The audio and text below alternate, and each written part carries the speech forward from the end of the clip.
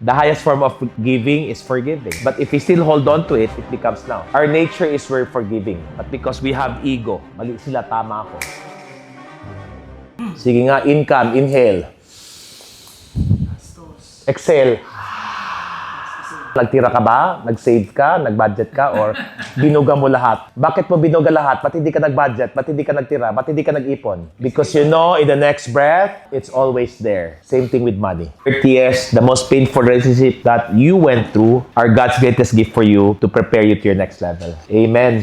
Amen. Kaso lang, i-release na yan. Kasi pag hindi, cancer ang tawag dyan. No, seriously, this is one of the greatest lessons. And this is based on scientific measurement. That the highest form of energy is forgiving. The highest form of giving is forgiving. But if we still hold on to it, it becomes now. Our nature is we're forgiving. But because we have ego, mali sila, tama ako. Mali nga sila, happy ka ba? Peaceful ka ba? It's like you holding on to something. Can everyone do this, guys? Tighter. Tighter. How does that feel like? Just painful. Kaya maraming pain sa buhay. You stay here long enough, what tends to happen? Ngalay. Kaya ngalay na ako sa buhay ko. Kaya pagod na ako. But the moment you start releasing it, that's where nature comes in. Yeah, but here's the thing. Sabi nga daw, mas mahirap daw ang... Totoo bang mahirap magpatawad?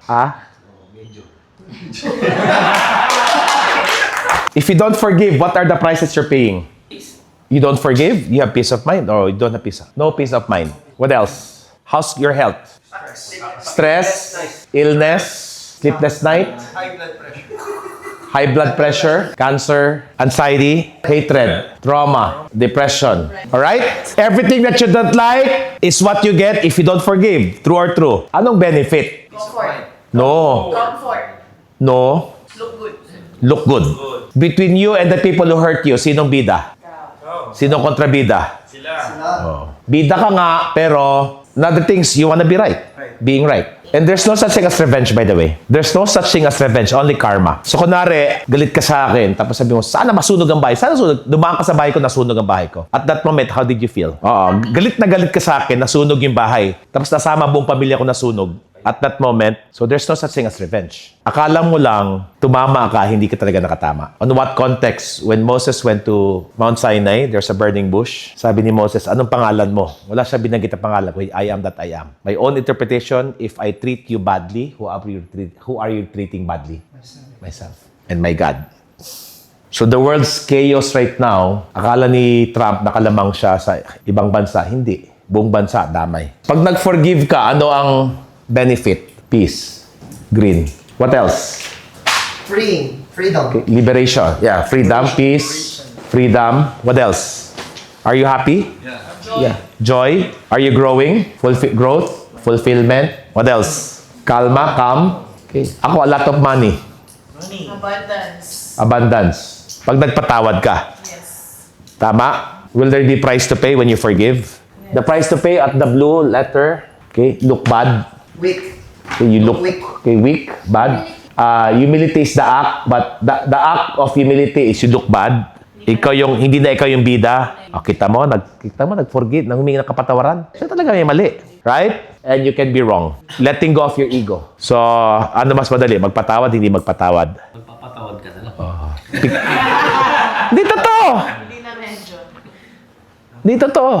And I would always say, what's stopping you from receiving what you want? Not following his last 7 words. I would always say, always forgive the soonest time possible, but never forget the lesson. That's why there has to be boundaries. Never forget the lesson. Which means, you don't have to be friends again. You just don't have to carry them wherever you are. How do you know na hindi mo sila bit-bit? Pag pinag-usapan natin dito, all you have is gratitude. All you have is blessing. So do they have to respond? No. Do they have to change? No. Do they have to forgive back? No. It's just you taking it off from your system so that yung ex will no longer be there. Yeah, Roy? No, boundary. Kaya naman tayo, paulit-ulit tayo sinasaktan ng mga tao sa atin because wala tayong boundary.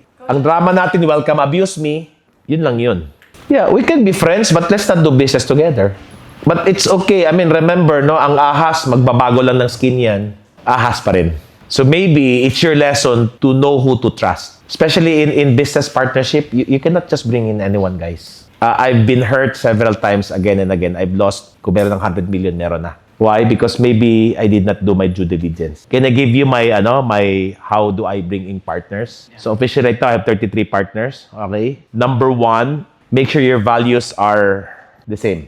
So which is right now, I'm very clear, I only want to partner with someone who is transformational, not transactional. Yung bang sa tipong, hindi pa ka nagsisimula ng negosyo, sinasabi na, magkano akin dyan? Delikado yan. Which means purpose over agenda. I want you to write that. Number 2, lifestyle. Yeah, this person might be earning as much as you want them to earn, but his health is not his priority. Wag na lang. Kasi bakit? Magiging slave driver yan sa mga tao natin. Lifestyle. Family values. Part of the lifestyle here is, do this person takes care of his family well? Kasi kung puro hataw, hayaan mo yung mga anak mo, anyway, para sa kanila man to, that's bullshit. Lifestyle is something I will look into. You wanna work with me? Okay. 6 o'clock, meeting natin every day. 5 o'clock, meeting every day. Kaya nyo yun. Sige po. No, but what's the benefit of being early? After lunch, wala ka nang gagawin. Sa dami mong nagawa. That's my lifestyle. That's how I get to play a lot. Right? Number 3, competency. Which means yung galing niya ba, kailangan mo. Kasi kung hindi mo kailangan galing niya, ba't ka pa nakipag-partner? But hopefully, the competency that we're talking about is the advanced because, again, hindi na talaga siya nag-work ngayon.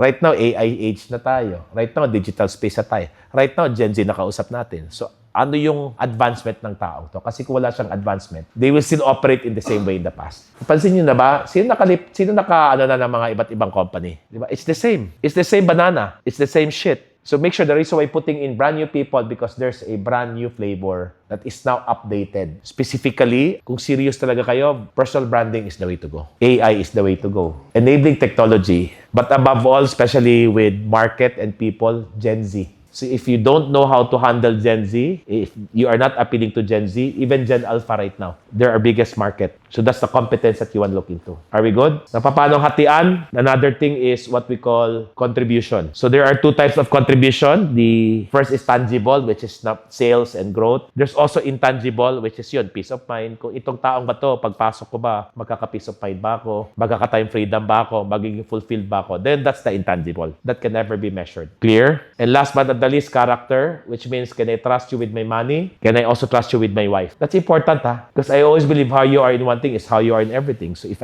you cannot be trusted with my wife, parang wag na lang. First time we met, ito kaagad na pinag-usapan natin, tama? Alright? And what happened was, we focused not here, but we focus here.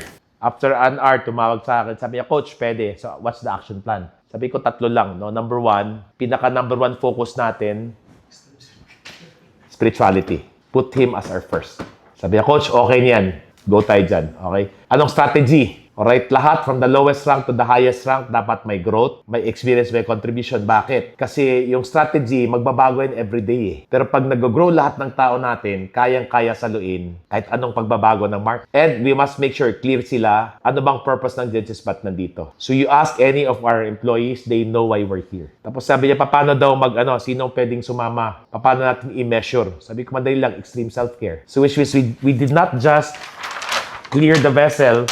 Number 2, we also ask people to nurture the vessel. Which is, guys, useless ang billion if you don't feel good about yourself. Right? Buti sana kung yung Porsche mo, madala mo kung saan, di ba? Sa labas na nakapark yan. Pagpasok mo, tapos yung katawan mo hindi mo gusto, useless. True or true? Which means we need to start nurturing the vessel. The way we nurture our vessel is really extreme self-care. So requirement po sa amin, alas 10 tulog na. So what's stopping you from sleeping early? Tapos we also ask them to wake up, mamili lang, either 4 or 5 a.m. Bakit? Magmo-movement na, hindi pwedeng walang movement. 4 or 5 a.m. for movement. Tapos galit ako pag may kumakain ng mga pancit canton. Whole foods only. Ganyan lang mag-nurture. Diba? The body is the temple of the Holy Spirit. Pero yung pinakamatinding measurement natin is number 3, which is what we call connect the vessel. Through our 1-hour meditation. Connect the vessel. 1-hour meditation. So I will not talk about it. I'm gonna talk about this 1-hour meditation tomorrow. Experience it first. Kung okay kayo, game ba? Kasi the moment matikman nyo yan bukas, hindi nyo sa papakawalan. Ako, it's been 7 years na by October. Sabihin sa kayo, the older you get, The older you get, the yummier you become. the yummier you become. The older you get, The older you get, the more love you have.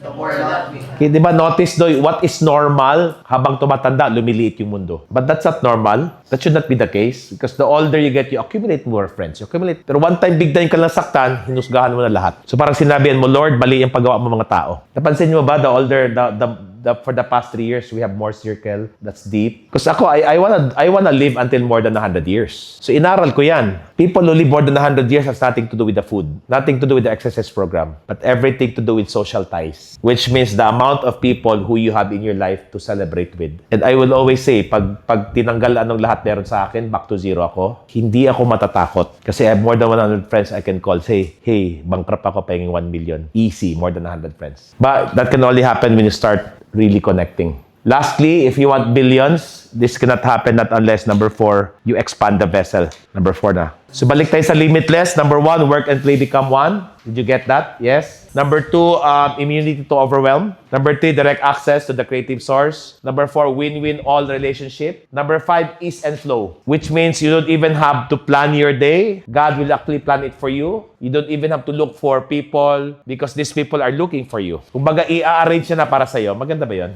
Number 6, eto, the best to. Abundance in all areas of life. What does it mean? Wala pa ko ambition to have all the money in the world because when you have all the money in the world, that's a big curse. Hindi mo na alam ano makapagpaligaya sa'yo. But if there's one thing I know about myself, would you like to know what? When I need the money, it will show up in both quality and quantity in His time. Okay ba yun?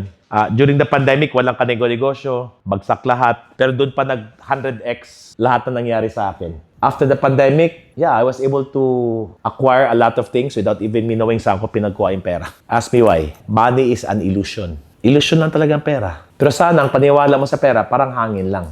Sige nga, income, inhale. Exhale. Nagtira ka ba? Nag-save ka? Nag-budget ka? Or binuga mo lahat? Bakit mo binuga lahat? Ba't hindi ka nag-budget? Ba't hindi ka nagtira? Ba't hindi ka nag-ipon? Because you know, in the next breath, it's always there. Same thing with money. What if ganun ang mindset natin sa pera? Exactly. Kaso lang, ang source mo, hindi si Lord. Ang source mo, yung kumpanya mo. Ang source mo, yung mga ibang tao. Yung source mo, hard work mo. Yung source mo, strategic work mo. Mauubos yan eh. Pero if your source is just understanding that when you live, eat, breathe, and sleep, investing your time, energy, and effort here, which by the way, never changed. He is the same yesterday, today, and forever. Kasi pwedeng palitan to, guys. Pwedeng mawala yan. Pero eto, hindi pwedeng palitan, hindi pwedeng mawala, except that maybe our mindset here is our source is our channel, our growth, our investment, our company. At any given time, pwedeng tanggalin yan. Pwedeng mawala yan. Then if you are in fear, doubt, and worry, maybe you forgot that this is not a source, this is just a vehicle. Napansin niyo ba? Sino dito na-trador na sa pera? Right? Humirap ka ba? Or exactly. Yung mga nag-trador ng pera, mas humirap. I'm not saying money is important, but what I'm saying here is, walang sayang eh. Sa hangin ba, nasasayangan ka mag-inhale, exhale, or talagang that's abundance in all areas of life. O, mawalan ka ng love life. Bakit? Na-date mo na ba 7 billion humanity? Diba? Masyado kang naghahabol sa love life, sa girlfriend. Alam mo namang lahat ng red flag nandyan. Takot ka mawalan. Bakit? No, seriously. Why are we so afraid to lose people? People will have their choices. Will have their own behavior. But the most important part, how much assurance do I have with myself? Lastly, bending reality. 1 in a million case yun. And hindi siya chamba because it's continually growing. But the best part, if you were to compare your stress, anxiety, and overwhelmment or boredom before all of this, anong score mo dati versus ngayon? How much hard work are you putting in? 1 out of 10. Yung hataw-hataw talaga. Ay, hindi na. Biblically, it says it's not by might, which is hard work, nor by power, which is my own understanding, but by my spirit. And maybe this is one last piece before we go on expectation. A lot of us want this because we want to have what? Pleasurable life. Easy life. True or true. And the best way we can have a pleasurable life is for us to make sure we create a lot of profit. Ang problema lang, kung nakafocus ka sa profit, stress, anxiety talaga. Why? Because our come from in both areas is pain. Kasi hindi pa rin naalis ang survival. Even if we have already what we want, we still keep on fighting for more. Kasi baka ayoko nang bumalik dito. Sarap na ng buhay ko. I need to keep on putting this out. Why? Because our mindset is still survival. And maybe this is an invitation for you to start to understand that our only job in life is to be who we are as a beautiful creation of God, and therefore let's live our purpose. Can I guarantee you something? Repeat after me. When the purpose is clear, the profit will just appear. But you have to stay long enough, hard enough to believe He's gonna provide. Ito never ending. So we can have a good life. We can help more people get out of pain, get out of survival because we're living our life. I think that's the thing that we want to do in business. Are we good?